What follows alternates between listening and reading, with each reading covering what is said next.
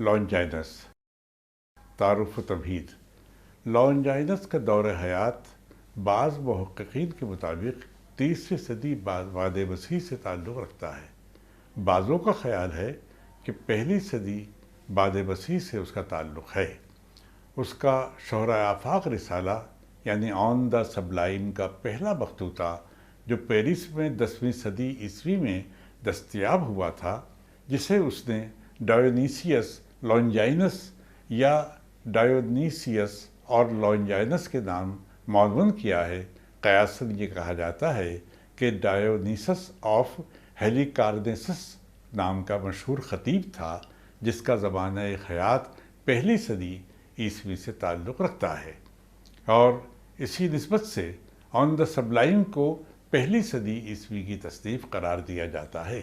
اس میں ہومر سے سائسیلیس تک شعراء کو حوالے کے طور پر اخذ کیا گیا ہے، جس سے پتہ چلتا ہے کہ پہلی صدی عیسوی کے بعد کے کسی شاعر کو اس نے اپنی کسی دلیل کے لیے مثال نہیں بنایا۔ یہ مخطوطہ بعد ازاں 1554 میں شائع ہوا۔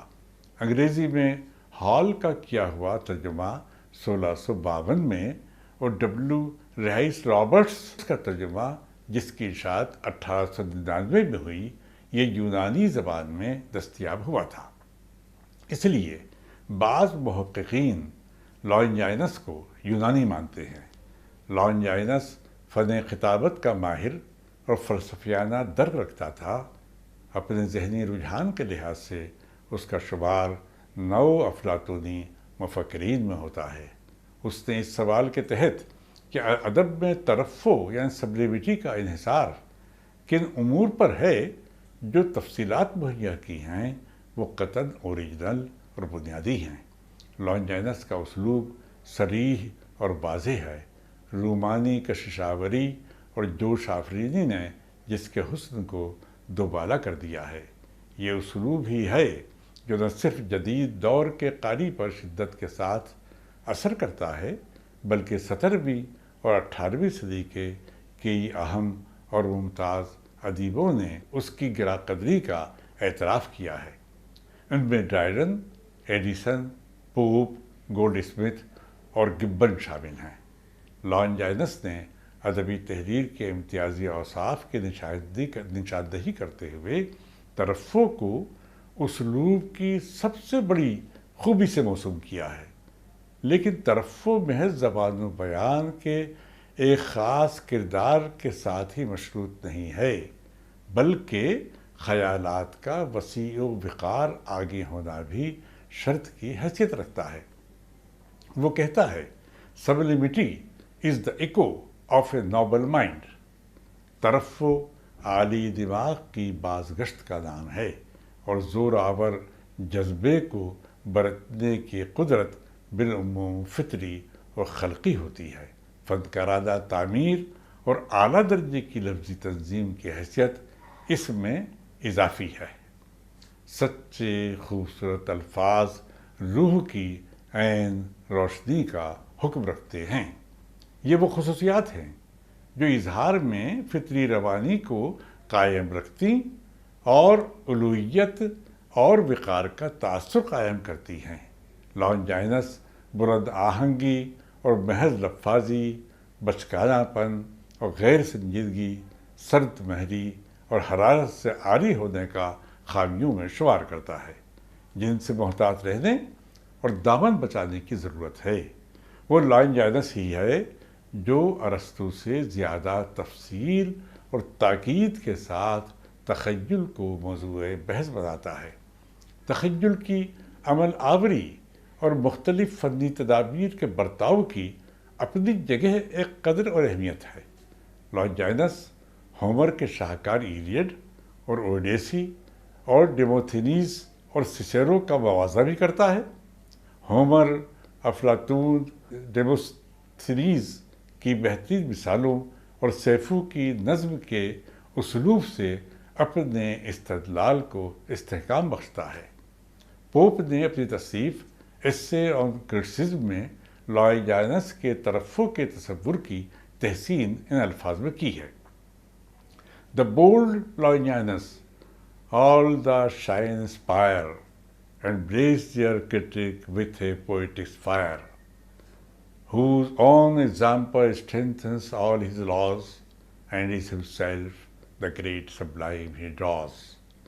سبق کا مقصد ہمارے طلباء کے لیے لونجائنس اور اس کی ادبی خدمات ایک نیا موضوع ہے۔ ہمارے طلباء کو لونجائنس کے ادبی اور تنقیدی تصورات کا علم مہیا کرنے کے بعد وہ یہ سمجھ پائیں گے کہ عہد قدیم کے کلاسیکی ادب میں لونجائنس کا کیا مقام ہے، اس کی اصل خدمات کا دائرہ کار کیا ہے، لونجائنس زبان و بیان کے استعمال میں کن چیزوں کو عیوب میں شمار کرتا ہے، بھاری بھرکم یا بھڑکیلے الفاظ اور جذبات کو غیر ضروری اور غلط مقام پر استعمال کے بارے میں اس کا کیا خیال تھا، اسلوب کی بد سلیقگی سے اس کی کیا مراد تھی، لونجائنس کو پہلا رومانوی کیوں کہا جاتا ہے، جذبہ اور تخیل پر اس کے خیالات کو اوریجنل کیوں کہا جاتا ہے، اس کے نزدیک اسلوب کے اکتسابی اور فنی عناصر کی کیا اہمیت تھی، اور ادب میں ترفع کی کیفیت پیدا کرنے کے سلسلے میں وہ کیوں کر لازمی ہیں۔ ایک عام اسلوب عام سطح سے بلند ہو کر خاص امتیاز کا حامل کب ہو سکتا ہے؟ لونجائنس نے ترفع کے لیے جن 5 امور کو لازمی قرار دیا ہے ان میں خیال کی علویت، جذبات کی شدت، فنی تدابیر کا استعمال، اعلیٰ الفاظ کا انتخاب اور الفاظ کی مؤثر اور پرشوکت ترتیب کی بنیادی اہمیت ہے۔ لونجائنس کے ان امور کی وضاحت اور تفصیلات سے طلباء کو واقف کرانا ضروری ہے تاکہ وہ لونجائنس کے بنیادی تصورات سے پوری طرح آگاہ ہو سکیں۔ لونجائنس پہلا رومانی نقاد۔ لونجائنس کو کلاسیکی عہد کا پہلا رومانوی نقاد کہا جاتا ہے۔ لونجائنس کے بعد کے رومانویوں کی طرح انسانی جذبات کو بڑی قدر کی نگاہ سے دیکھتا ہے، کیونکہ جذبات میں زبردست اثر گیری کی صلاحیت ہوتی ہے۔ جذبات کا تعلق ہماری داخلی زندگی سے ہے، اور کلاسیکیوں نے تعقل و استدلال کی بنیاد پر بالعموم جذبے کو کم ہی التفات کے لائق سمجھا۔ لونجائنس نے انسانی زندگی کے خارجی تقاضوں کے پہلو بہ پہلو داخلی تقاضوں کی اہمیت اور معنویت کو خالص انسانی نقطۂ نظر سے دیکھا اور دونوں کو ربط دے کر ایک ترکیب میں ڈھالنے کی صحیح کی۔ اس طرح وہ پہلا نقاد ہے جس کے یہاں کلاسیکیت اور رومانویت ایک دوسرے کی نفی کے بجائے ایک دوسرے کے ساتھ ہم آہنگ ہو جاتے ہیں، ایک ایسے دور میں جبکہ تعقل، استدلال اور منطق کو تمام مظاہرات و موجودات کی تفہیم کا واحد ذریعہ سمجھا جاتا تھا، اور انسانی محسوسات و جذبات اور انسان کی داخلی زندگی اور نفسیاتی عوامل کی کوئی خاص قدر و قیمت نہیں تھی۔ لونجائنس نے انسانی زندگی اور احیطۂ ادب میں شدت جذبات کی کیا اہمیت و معنویت ہے جیسے سوالات کے جواب فراہم کرنے کی طرف توجہ دی، جو اصلی تناظر میں ایک انقلابی اقدام سے کم نہ تھا۔ ہمیں یہ نہیں بھولنا چاہیے کہ جذبہ اور اعتزاز کو ترجیح دینے کے باوجود وہ فطرت اور استدلال کو سر تاثر رد نہیں کرتا، بلکہ وہ تعقل کی صلاحیت ہی ہے جو خالی خوری شوکت آفرینی پر بندش قائم کر سکتی ہے۔ اس کے لفظوں میں اگر اس پر تعقل کی روک ٹوک نہ ہو اور سائنسی طریق کو اس پر عائد نہ کیا جائے تو صرف شوکت آفریدی کی نمائش ایک خطرناک عمل ہے۔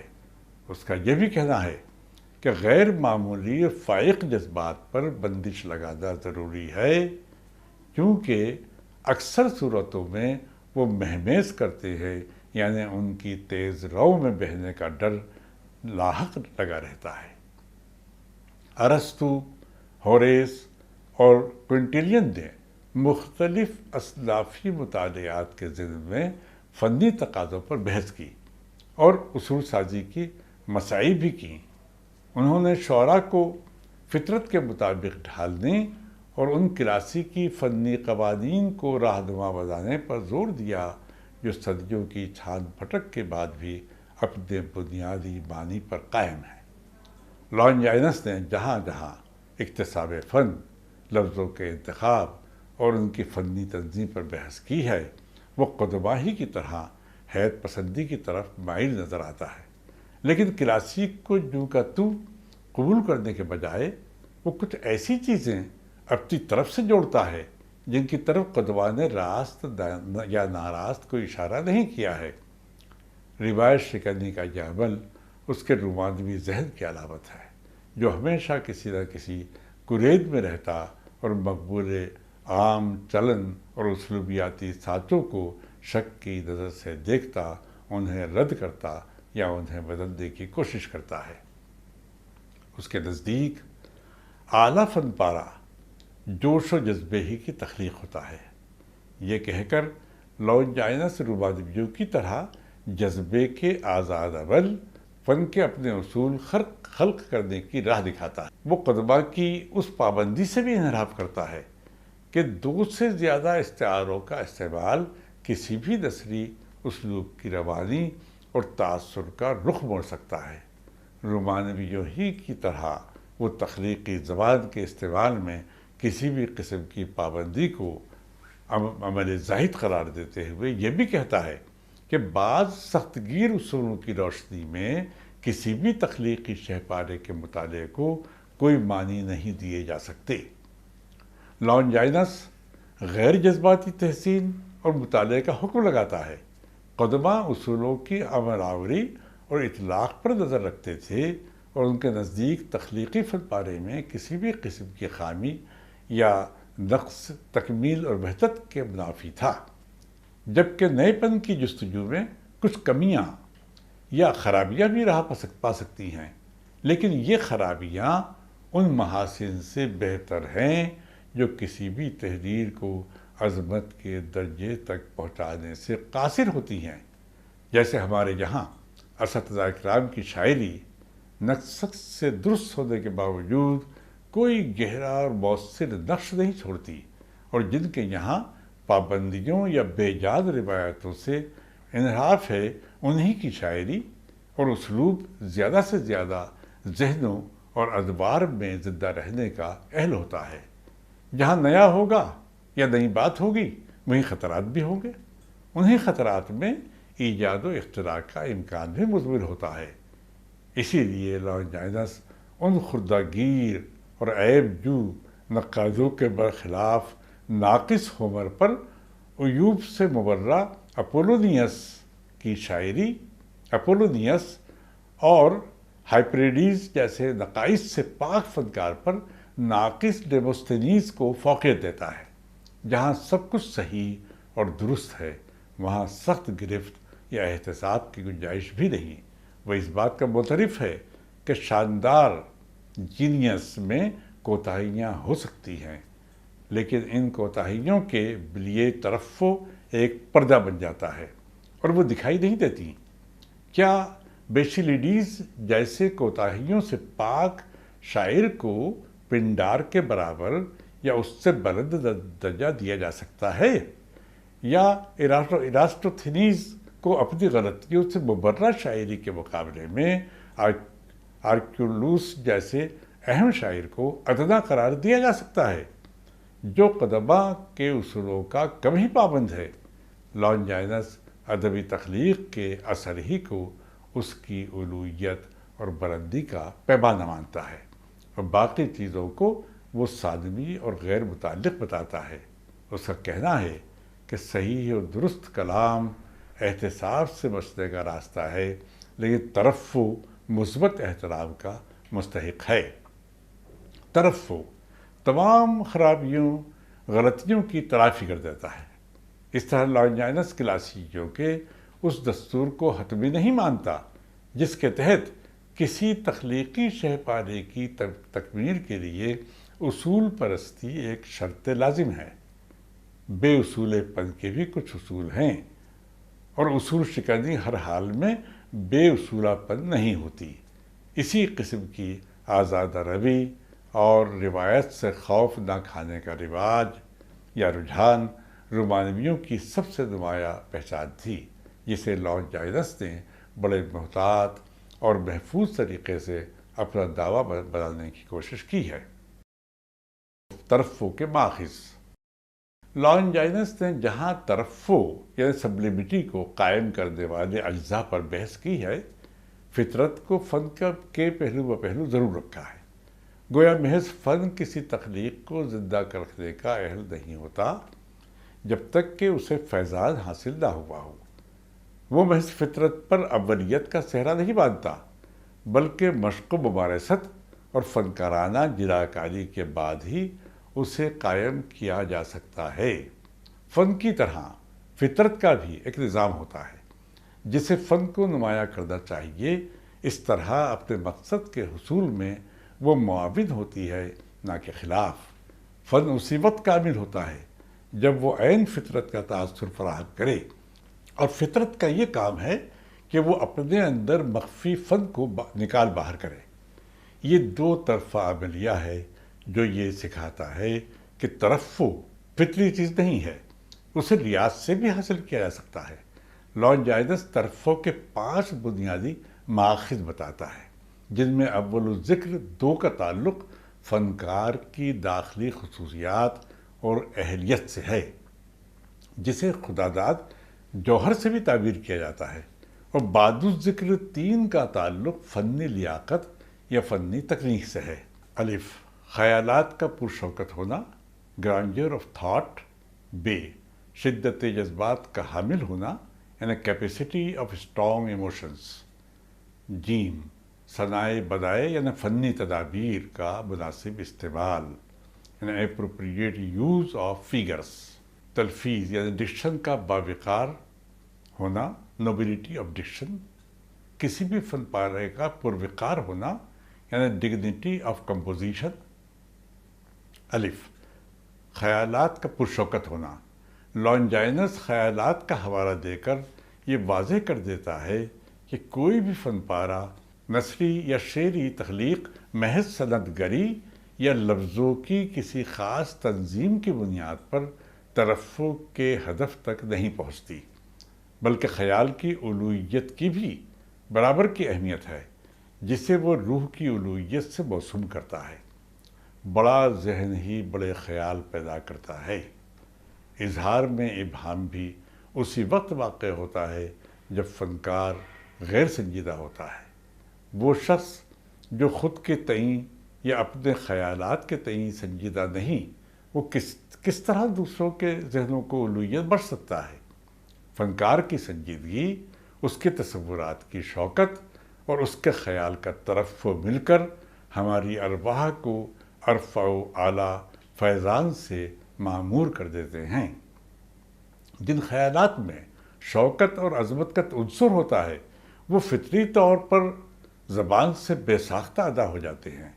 محض نقالی کا دم بھرنے یا بڑے جوش و خروش سے ہم سری کی کوشش کرنے والوں سے وہ یہ امید نہیں رکھتا کہ ترفع کا مقصد پالیں گے۔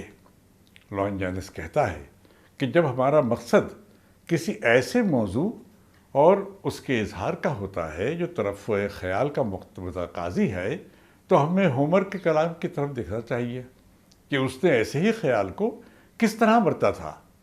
افلاطون یا ڈیموستھینیز کیسے اسے ترفع کی سطح تک لے گیا تھا۔ اس ذیل میں وہ تھسیڈیڈیز کی تاریخ کے اسلوب کو بھی ایک مثال کے طور پر پیش کرتا ہے۔ یہ مثالیں وہ ہیں جو ہماری راہ کو روشن کرتی ہیں اور ہماری روح کو سرفرازی بخشتی ہیں، اور تکمیل یعنی پرفیکشن یا درجہ کمال کے اونچے معیار کے تصور سے ہمارے ذہنوں کو متصف کرتی ہیں۔ شدت جذبات کا حامل ہونا۔ لانجائنس کے رسالے کا وہ حصہ جس میں اس نقطے پر بحث کی گئی ہے مخطوطے سے غائب ہے، تاہم دوسرے امور پر بحث دوران وہ جذبے کی قدر کو بھی موضوع بحث بناتا ہے۔ وہ خیال کی طرح جذبے کو بھی ترفع کے ضمن میں ایک اہم درجہ دیتا ہے۔ عظیم فن جذبات کی تواجد پر مہمیز کرتا ہے، اور مہمیز کے لیے فنکار میں جوش، بلبلہ اور تخیل کی صلاحیت کے ساتھ ساتھ تخلیقی عمل کے دوران اس کا جذبات سے معمور ہونا ضروری ہے۔ نیز اس میں بیک وقت اپنے قاریوں میں انہی جذبوں کو پیدا کرنے اور اپنے جذبوں میں شریک کرنے کی صلاحیت ہونی چاہیے۔ سچے جذبات اگر صحیح مقام پر ہوں تو وہ لفظوں میں بھی نئی روح پھونک دیتے ہیں، گویا ایک وحشت زدہ ہوا کے جھکڑ جیسا ان میں جوش ہوتا ہے، اور وہ انہی لفظوں کو الوہی جنون سے بھر دیتے ہیں۔ اس ذیل میں لانجائنس ہومر اور ڈیموستھینیز کو سیسیرو پر ترجیح دیتا ہے۔ وہ افلاطون کے اس خیال کی تائید نہیں کرتا کہ جذبات انسانوں کو گمراہ کرتے ہیں۔ اگر افلاطون کی اس بات کو مان بھی لیا جائے تو وہ کہتا ہے کہ پھر ہومر اور ڈیموستھینیز کے بارے میں ہماری کیا رائے ہوگی، جو اپنی جذباتیت کے باعث کچھ زیادہ ہی ہماری توجہ کے مستحق ہیں۔ صنائع بدائع یعنی فنی تدابیر کا مناسب استعمال۔ لانجائنس نے فنی تدابیر کے بارے میں کافی تفصیل سے لکھا ہے۔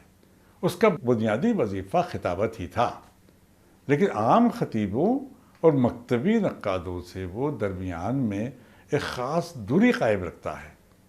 خطابت کے فن پر ارسطو سے سیسیرو تک تقریباً تمام ماہرین نے استعمالات لفظ کے سلسلے میں جو مباحث کیے ہیں اور جن سوالات پر ان کی خاص توجہ تھی، ان کا تعلق فنی تدابیر اور ان کے برتاؤ کے ساتھ خصوصیت رکھتا ہے۔ لانجائنس کے نزدیک احساس اور اظہار میں ایک نامیاتی رشتہ ہے، اس لیے صنائع نہ تو خود مکتفی ہیں، نہ زبان آپ اپنا کوئی مقصد ہے، بجائے اس کے کسی مقصد کے حصول کا ایک ذریعہ ہے۔ تکنیکی کمال یا تکمیل ہمیشہ کسی ادبی شہپارے کی واحد ضامن نہیں ہوتی۔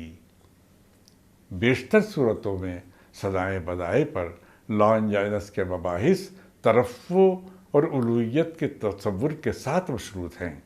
پہلی سطح پر وہ تکلم یا تقدیر کے عمل میں اسے غیر فطری یا اوپر سے تھوپی ہوئی زیبائشی چیز کے طور پر نہیں دیکھتا، کیونکہ محض روزمرہ زبان سے ترفع کا مقصد پورا نہیں ہوتا۔ اسے نامانوس بنانے میں فنی تدابیر بہت کارگر ثابت ہوتی ہیں۔ انسانی فطرت بھی تحیر کے خوشگوار لمحوں سے تحیر خیز توانیت سے بہرہ مند ہوتی ہے۔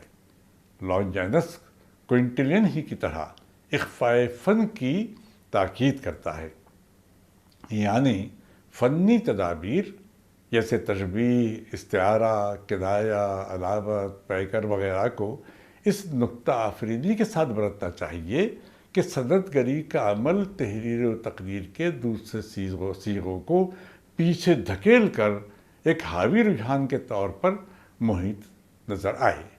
کسی بھی فنی تدبیر یا صنعت کو مخفی رکھنے یا ناقابل شناخت بنانے کے لیے اس کا نظر فریب ہونا ضروری ہے۔ لفظوں کا استعمال اس طور پر ہو کہ قاری یا سامع پر براہ راست اثر قائم کر سکے اور اسے اپنی طرف راغب کر سکے۔ حروف عطف کو حذف کرنے سے بھی جملوں کی ساخت میں بے ربطی اور پیچیدگی پیدا ہوتی ہے۔ جہاں زور بیان کے مقصد سے ایک دوسرے سے غیر مربوط افعال متواتر اور یکے بعد دیگرے ایک سلسلے کے ساتھ واقع ہوتے ہیں، وہاں ان کا مقصود سامع یا قاری میں وہی بلبلہ اور تاثر پیدا کرنا ہوتا ہے جو فنکار کا منشا ہے۔ اس صنعت یعنی پیری فریسس کے ایک معنی گھما پھرا کر بات کرنے کی بھی ہے۔ ہائپربیٹن سے مراد تاکید لفظی کے ہیں، جس کے تحت زور کلام پیدا کرنے کے غرض سے جملے کی نحوی ترتیب کو الٹ پلٹ دیا جاتا ہے، جس کا مقصود بھی قاری یا سامع میں ایک خاص قسم کے تاثر کو خلق کرنا ہے۔ یہ روزمرہ تکلم کی خاص صفت ہے۔ ترفع کے اثر کو دوبالا کرنے میں بدیعیت کے کردار کو اہم قرار دینے کے باوجود لانجائنس کا زور اس بات پر ہے کہ سیاق و سباق سے فطری طور پر ان کی نمو ہونی چاہیے، تلفیظ کا پروقار ہونا۔ کسی بھی تحریر یا تقریر کی تلفیظ کو باوقار بنانے کے ضمن میں ایک بڑا کردار لفظوں کے انتخاب و استعمال سے تعلق رکھتا ہے۔ خطیب بالعموم ظاہری حسن و زیبائش کے دلدادہ ہوتے ہیں، خیال و معنی سے انہیں کم سے کم غرض ہوتی ہے۔ لانجائنس لفظ و خیال کے باہمی ربط و ضبط کا مدعی ہے۔ وہ کہتا ہے، خوبصورت الفاظ خیال کے لیے روشنی کا کام کرتے ہیں۔ ایک اچھی تلفیظ مشتمل ہوتی ہے الفاظ کے مناسب انتخاب اور استعاروں اور آرائشی زبان کے طریقے استعمال پر۔ سب سے پہلے کوئی اسلوب ہی اپنی شوکت، اپنے حسن، پختگی، علویت، زور، قوت اور ایک قسم کی کشش آور آب و تاب سے اپنی طرف راغب کرتا ہے۔ الفاظ اگر مناسب اور جوشاگی ہیں تو مردہ چیز میں بھی زندگی کی لہر دوڑا سکتے ہیں۔